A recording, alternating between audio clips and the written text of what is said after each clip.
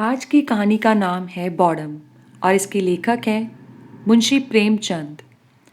मुझे देवीपुर गए 5 दिन हो चुके थे, पर एक ऐसा भी दिन न होगा कि बॉडम की चर्चा न हुई हो। मेरे पास सुबह से शाम तक गांव के लोग बैठे रहते थे।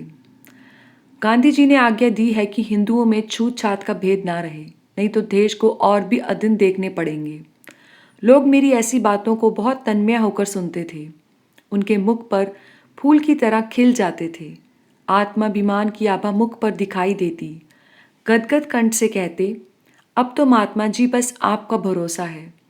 अच्छा हुआ बॉर्डम नहीं आया, वरना आपका गला ना छोड़ता, आपका खाना पीना कठिन हो जाता। कोई उससे ऐसी बातें किया करे तो रात की रात बैठा रहे। मैंने एक दिन पूछा, आखिर ये बॉर्डम है कौन? कोई पागल है क्या?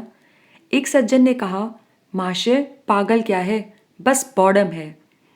घर में लाखों की संपत्ति है, शक्कर की एक मिल सिवान में है, 2 कारखाने छपरे में हैं, 3-3 4-4 सौ के तलब वाले आदमी नौकर हैं, पर इसे देखिए फटेहाल घूमता रहता है। नौकर चाकर लूटते खाते हैं, उसकी तो इसे जरा भी चिंता नहीं, पर जो सामने आम का बगिया है उसकी दिन रात रखवाली करता है। मजाल है कोई एक पत्थर भी फेंक सके। एक मियाँ जी बोले, बाबूजी घर में तरह तरह के खाने पकते हैं, मगर इसकी तकदीर में वही दाल और रोटी लिखी है और कुछ नहीं खाता। बाप अच्छे अच्छे कपड़े खरीदता है, लेकिन वो उनकी तरफ निगाह भी नहीं उठाता। बस यही मोटा कुर्ता गाड़ी की तहमत बांधे मारा मारा फिरता है। आपसे उसकी सिफ्त कहाँ तक कहें, बस पूरा बॉडम है। ये बातें सुनकर मुझे भी इस विचित्र व्यक्ति से मिलने की उत्कंठा हुई। सहसा एक आदमी ने कहा, वो देखिए बॉडम आ रहा है। मैंने उसकी ओर देखा। एक 20-21 वर्ष का हष्ट-पुष्ट युवक था। नंगे सिर, एक गाढ़े का कुर्ता पहने, गाढ़े का ढीला पजामा पहने चले आता था। पैरों में जूते थे। पहले मेरी ही ओर आया। मैंने कहा, आइए बैठिए। उसने मंडली की ओर अवहेलना की दृष्टि से देखा और बोला, अभी नहीं, फिर आऊँगा। यह कहकर वो चला गया। जब संध्या हो गई और सभा विसर्जित हुई, तो वो आम के बाग की ओर से धीरे धीरे आकर मेरे पास बैठ के और बोला, इन लोगों ने तो मेरी खूब बुराइयां की होंगी, मुझे ये बॉडम का लक मिला है। मैंने सकुचाते हुए कहा, हाँ, आपकी चर्चा लोग रोज करते थे। मेरी आपसे मिलने की बड़ी इच्छा थी। आपका नाम क्या है? बॉडम ने कहा, नाम तो मेरा मोहम्मद खलील है, पर आसपास के 10-5 गांवों में लोग उर्फ के नाम से ज़्यादा जानते हैं। मेरा उर्फ बॉडम है। मैं, आखिर लोग आपको बॉडम क्यों कहते हैं? खलील, उनकी खुशी, और क्या कहूँ। मैं जिंदगी को कुछ और समझता हूँ, पर मुझे इजाज़त नहीं कि पांचों वक्त नमाज पढ़ सकूँ। मेरे वालिद हैं, चचा हैं, दोनों साहब पहर रात से पहर रात तक काम में मसरूफ़ रहते हैं। दिन रात हिसाब किताब, नफ़ा नुकसान, मंदी तेज़ी के सिवाय और कोई जिक्र नहीं होता। गोया खुदा के बंदे ना हुए, इस दौलत के बंदे हुए। चचा साहब हैं, वो पहर रात तक शीरे के पीपों के पास खड़े होकर उन्हें गाड़ी पर लदवाते हैं। वालिद साहब अक्सर अपने हाथों से शक्कर का वजन करते हैं। दोपहर का खाना शाम को और शाम का खाना आधी रात को खाते हैं। किसी को नमाज पढ़ने की फुर्सत नहीं। मैं कहता हूँ, आप लोग इतना सिर मगजन क्यों करते हैं? बड़े कारोबार में सारा काम एतबार पर होता है। मालिक को कुछ ना कुछ बल खाना ही पड़ता है। अपने बलबूते पर छोटा छोटा कारोबार ही चल सकता है। मेरा उसूल किसी को पसंद नहीं, बस इसलिए मैं बॉडम हूँ। मैंने कहा, मेरे ख्याल में तो आपका असूल बिल्कुल ठीक है। खलील, ऐसा भूल कर भी ना कहिएगा, वरना एक की जगह 2 बॉडम हो जाएंगे। लोगों को कारोबार के सिवा ना दीन से गर्ज है, ना दुनिया से, ना मुल्क से, ना कौम से। मैं अखबार मांगता हूँ, स्मरणा फंड में कुछ रुपए भेजना चाहता हूँ। खिलाफत फंड को मदद करना भी फर्ज समझता हूँ। सबसे बड़ा सितम है कि खिलाफत का रजाकार भी हूँ। साहब, जब कौम पर, मुल्क पर, दीन पर चारों तरफ से दुश्मनों का हमला हो रहा हो, तो क्या मेरा फर्ज नहीं बनता कि जाति के फायदे को कौम पर कुर्बान कर दूं? इसलिए घर और बाहर मुझे बॉडम का लक दिया जाता है। मैंने कहा, आप तो वो कह रहे हैं जिसकी इस वक्त इस कौम को बहुत ज़रूरत है। खलील, मुझे खौफ है कि इस चौपट नगरी से आप बदनाम होकर जाएंगे।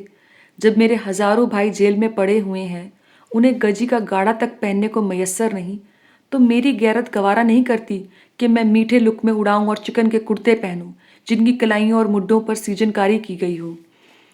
आप ये बहुत ही मुनासिब कहते हैं। अफसोस है कि लोग आपका सा त्याग करने के काबिल नहीं। खलील, मैं इसे त्याग नहीं समझता, ना दुनिया को दिखाने के लिए ये भेष बना के घूमता हूँ। मेरा जी ही लज्जत और शौक से फिर गया है। थोड़े दिन होते हैं वालिद ने मुझे सिवान के मिल में निगरानी के लिए भेजा।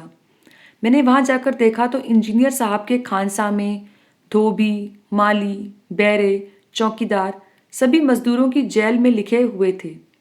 काम साहब का करते थे, मजदूरी कारखाने से पाते थे। इंजीनियर साहब खुद तो बेअसूल है, पर मजदूरों पर इतनी सख्ती थी कि अगर 5 मिनट की देर हो जाए तो उनकी आधे दिन की मजदूरी कट जाती थी। मैंने साहब की मिजाज पुरसी करनी चाहिए, मजदूरों के साथ कुछ रियायत करनी शुरू की। फिर क्या था, साहब बिगड़ गए, इस्तीफे की धमकी दी। घर वालों को उनके सब हालात मालूम है। पल्ले दर्जे का हरामखोर आदमी है। उनकी धमकी पाते ही सबके होश उड़ गए। मैं तार से वापस बुला लिया गया और घर पर खूब ले दे हुई। पहले बॉर्डम होने में जो कुछ कोर कसर थी अब वो पूरी हो गई। ना जाने साहब से लोग इतना क्यों डरते हैं। मैंने कहा, आपने वही किया जो इस हालत में मैं भी करता, बल्कि मैं तो पहले साहब पर गबन का मुकदमा दायर करता, बदमाशों से पिटवाता, तब बात करता। ऐसे हरामखोरों को यही सजा है। खलील, फिर तो एक और हो गए, अब 2 हो गए हैं। अफसोस यही है आपका यह क़याम न रहेगा। मेरा जी चाहता है कि चंद रोज़ आपके साथ रहूं। मुद्दत के बाद आप ऐसे आदमी मिले हैं जिससे मैं अपने दिल की बातें कह सकता हूँ। इन गवारों से तो मैं बोलता भी नहीं। मेरे चाचा साहब को जवानी में एक चमारिन से ताल्लुक़ हो गए थे। उससे 2 बच्चे हैं, एक लड़का और एक लड़की। चमारिन लड़की को गोद में छोड़कर मर गई। तब से इन दोनों बच्चों की मेरे यहाँ वही हालत थी जो यतीमों की होती है। कोई बात न पूछता था, उनको खाने पहनने को भी न मिलता। बेचारे नौकरों के साथ खाते और बाहर झोपड़े में पड़े रहते थे। जनाब, मुझसे देखा नहीं गया।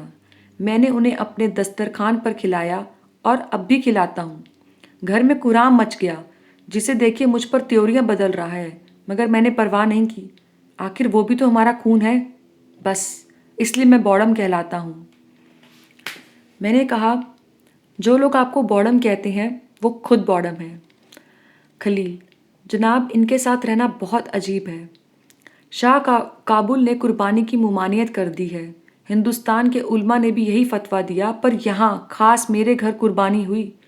मैंने बहुत बावेला मचाया, पर मेरी कौन सुनता है। उसका प्रायश्चित मैंने ये अदा किया कि अपनी सवारी का घोड़ा बेचकर 300 फकीरों को खाना खिलाया, और तब से कसाईयों को गाय लिए जाते देखता हूँ तो कीमत देकर खरीद लेता हूँ। इस वक्त 10 गाँव की जान बचा चुका हूँ, और ये सब गायें या हिंदुओं के घरों में हैं। पर मज़ा ये है कि जिन्हें मैंने गायें दी हैं वो भी मुझे बॉडम कहते हैं। मैं भी इस नाम का इतना आदी हो गया हूँ कि अब मुझे इससे मोहब्बत हो गई है। मैंने कहा, आप जैसे बॉडम काश मुल्क में और ज़्यादा होते। खलील, लीजिए, आपने भी बनाना शुरू कर दिया। ये देखिए आम का बाग, मैं इसकी रखवाली करता हूँ। लोग कहते हैं जहाँ हज़ारों का नुकसान हो रहा है वहाँ तो देखभाल करता नहीं। ज़रा सी बगिया की रखवाली में इतना मुस्तैद। जनाब, यहाँ के लड़कों का हाल है कि आम तो खाते हैं एक, पर गिराते 25 हैं। कितने ही पेड़ चोट खा चुके हैं और फिर किसी के काम के नहीं रहते। मैं चाहता हूँ कि आम पक जाएं, टपकने लगे, तब जिसका जी चाहे चुन ले। कच्चे आम खराब करने से क्या फ़ायदा। ये भी मेरे बॉडमपन में दाखिल है। ये बातें हो ही रही थी कि सहसा 3-4 आदमी बनिए को पकड़ते घसीटते हुए दिखाई दिए। पूछा तो इन चारों आदमियों में से एक ने, जो सूरत से मौलवी मालूम होते थे, कहा, ये बनिया बहुत बड़ा बेईमान है, इसके बाँट कम है। अभी इसके यहाँ से सेर भर घी ले आया हूँ। घर पर तोलता हूँ तो आधा पाव गायब। अब जो लौटाने आया तो कहता मैंने तो पूरा तोला था। पूछा, अगर तूने पूरा तोला था तो क्या मैं रास्ते में खा गया। अब ले चलता हूँ थाने, वहीं इसकी मरम्मत होगी। दूसरे महाशय, जो डाकखाने के मुंशी थे, बोले, इसकी हमेशा की यही आदत है, कभी पूरा नहीं तोलता। आज ही 2 आने की शक्कर मंगवाई। लड़का घर लेकर गया तो मुश्किल से 1 आने की थी।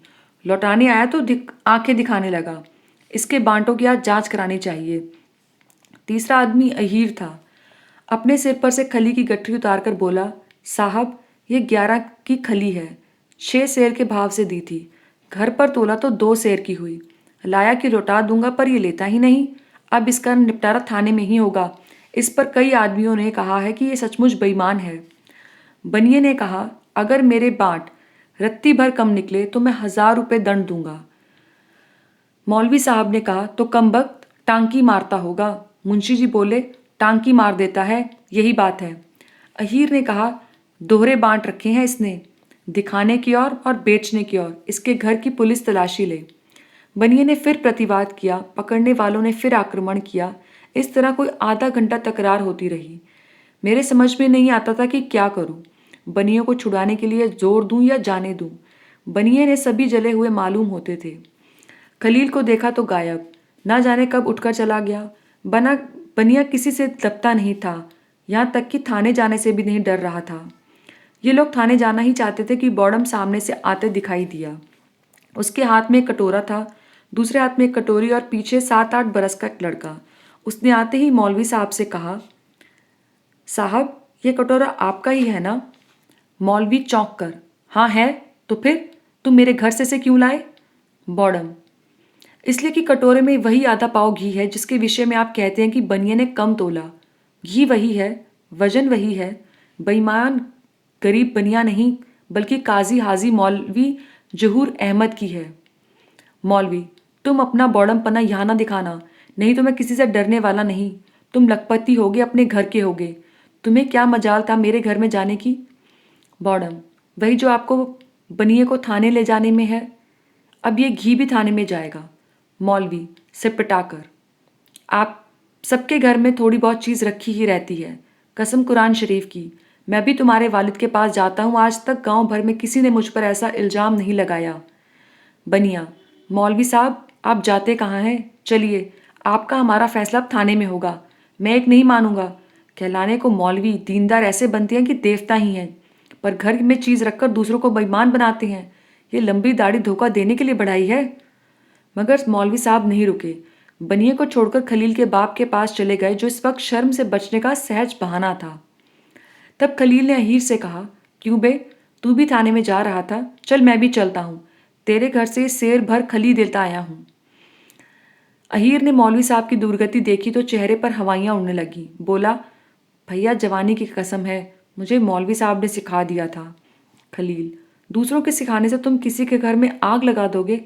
खुद तो बच्चा दूध में आधा आधा पानी मिलाकर बेचते हो, मगर आज तुमको इतनी मुटमर्दी सवार हो गई कि एक भले आदमी को तबाह करने पर आमदा हो गए। खली उठाकर घर में रख ली, उस पर बनिए से कहते हो कि तू कम तोला। बनिया, भैया मेरी ₹1,00,000 की इज्जत बिगाड़ दी, मैं थाने में रपट के मानूंगा नहीं। अहीर, साहू जी अब की बार माफ़ कर दो, नहीं तो कहीं का नहीं रहूँगा। तब खलील ने मुंशी जी से कहा, कहिए जनाब, आपकी कलई खोलूं या चुपके से घर की राह लीजिएगा? मुंशी, तुम बेचारे मेरी क्या कलई खोलोगे? मुझे अहीर समझ लिया है कि तुम्हारी भपकियों से आऊँगा। खलील लड़के से, क्यों बेटा, तुम शक्कर लेकर सीधे घर गए थे? लड़का मुंशी जी को सशंक नेत्रों से देखकर, बताऊंगा। मुंशी, लड़के को जैसा सिखा दोगे वैसा कहेगा। खलील, बेटा अभी तुमने मुझसे जो कहा था फिर कह दो। लड़का, दादा मारेंगे। मुंशी, क्या तूने रास्ते में शक्कर फाँक ली थी? लड़का रोने लगा। खलील, जी हाँ, इसने मुझसे खुद कहा, पर आपने उससे तो कुछ पूछा नहीं, बनिए के सिर हो गए। यही शराफत है? मुंशी, मुझे क्या मालूम था कि उसने रास्ते में शरारत की। खलील, तो ऐसे कमज़ोर सबूत पर आपने थाने क्यों कर चले थे? आप गवारों को मनी ऑर्डर के रुपए देते हैं तो उस रुपए पर 2 आने अपनी दस्तूरी काट लेते हैं, टके के पोस्ट कार्ड आने में बेचते हैं। जब कहिए तब साबित कर दूं। उसे क्या बेईमानी नहीं समझते? मुंशी जी ने बॉडम के मुंह लगना मुनासिब नहीं समझा, लड़के को मारते हुए घर ले गए। बनिए ने बॉडम को खूब आशीर्वाद दिया। दर्शक भी धीरे धीरे चले गए। तब मैंने खलील से कहा, आपने इस बनिए की जान बचा ली, नहीं तो बेचारा बेगुनाह पुलिस के पंजे में फंस जाता। खलील, आप जानते हैं मुझे क्या सिला मिलेगा? थानेदार मेरे दुश्मन हो जाएंगे, कहेंगे ये मेरे शिकारों को भगा दिया करता है। वाले साहब पुलिस से थर थर कांपते हैं। मुझे हाथों में लेंगे कि तू दूसरों के बीच में क्यों दखल देता है। यहाँ भी ये मेरे बॉडम पल में दाखिल है। एक बनिए के पीछे मुझे भले आदमियों की कलई खोलनी मुनासिब नहीं थी। ऐसी हरकत बॉडम लोग करते हैं। मैंने श्रद्धापूर्ण शब्दों में कहा, अब मैं आपको इस नाम से पुकारूंगा। आज मुझे मालूम हुआ कि बॉडम देवताओं को कहा जाता है। जो स्वार्थ पर आत्मा की भेंट कर देता है वो चतुर है, बुद्धिमान है। जो आत्मा के सामने, सच्चे सिद्धांत के सामने, सत्य के सामने स्वार्थ की, निंदा की परवाह नहीं करता, वो बॉडम है, निर्बुद्धि है।